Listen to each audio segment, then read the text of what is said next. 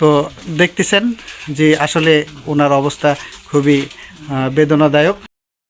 Hello, আসসালামু আলাইকুম সম্মানিত ভিউয়ার্স, আজকে আপনাদের সামনে একটি আবেদন তুলে ধরতেছি।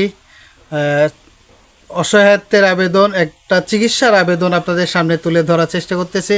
সবাই একটু বিশেষ বিবেচনা করবেন। আপনারা যারা আমার ফ্রেন্ড ফলোয়ার আছেন তারা একটু এই ভিডিওটা একটু শেয়ার করে দিবেন। সাহায্য করতে না পারলেও একটু ভিডিওটা শেয়ার করে দিবেন।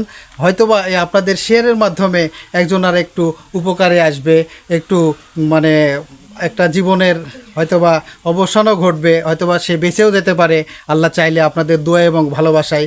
তো আজকে আমি আসছি বাগমারা উপজেলার হায়াতপুর গ্রামে। ওনার নাম হচ্ছে আয়ুব আলী। দীর্ঘদিন শ্বাসকষ্ট এবং বুকের কিছু জটিলতায় নিয়ে বাগমারা হাসপাতালে ভর্তি ছিলেন। সেখান থেকে বাগমারা হাসপাতালের যারা চিকিৎসাধীন ডাক্তার রয়েছিলেন তারা তাকে রেফার করে রাজশাহীতে পাঠানোর ব্যবস্থা করেছেন।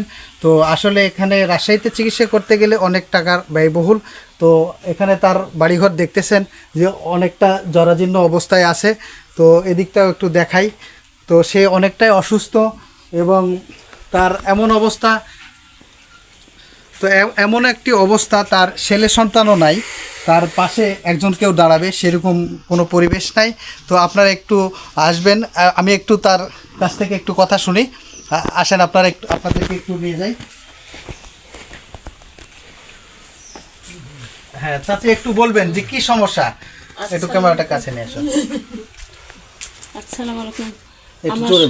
আমার স্বামী অসুস্থ, বহুত দিন নিয়ে এরকম পড়ে আছে। তা আপনারা যদি সাহায্য সহযোগ করেন তাহলে আমি টাকা পয়সা বেগরে আমি সাহায্য করতে পারতি না, চিকিৎসা করতে পারতি না, মেডিকেলে নিয়ে যেতে পারতি না। তো আপনারা একটু কিছু সহযোগিতা করে আপনার সাহায্য করলে পারা আমি আপনার কাছে হাত বাড়াচ্ছি। আপনি এখন দয়া করে আমাকে একটু করেন। আমার ছেলে সন্তানও নাই, কেউ নাই, আমার শুধু আমি আর আমার স্বামী। তো একটু দয়া করে আপনারা যদি করেন তাহলে আমার উপকার হবে।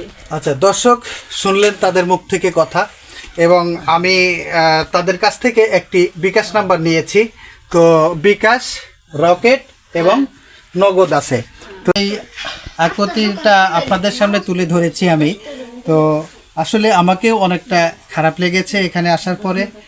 তো তাদের এখানকার পরিবেশ দেখে খুবই খারাপ অবস্থায় তারা আছে। আপনাদেরকে যদি একটু দেখাই, তাদের একটু রান্নার ঘরের জায়গাটা দেখেন, কয়েকদিন যাবৎ চুলাতে আগুন জ্বলে না।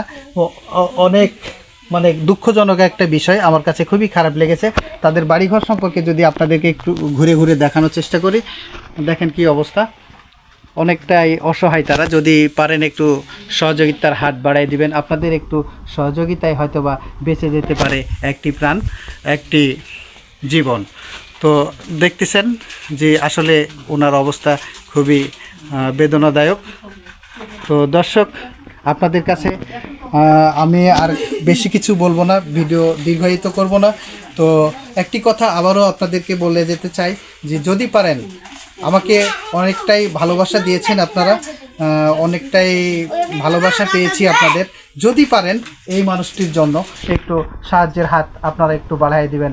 সবাইকে সালাম জানাই, আপনাদেরকে ধন্যবাদ জানাই। আসসালামু আলাইকুম।